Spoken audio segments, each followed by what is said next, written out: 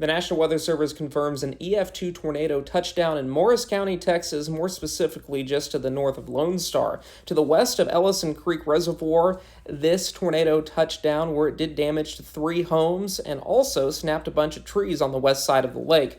It then moved over the lake where it did more damage to the east of Highway 259, including damage to a church building with 120 people in it. Now, luckily, everybody was safe and nobody was hurt when tornado warnings were issued several minutes before the tornado moved through. The tornado then proceeded to damage several homes in a neighborhood just to the east of Highway 259 before it crossed the highway and dissipated just to the west of the highway.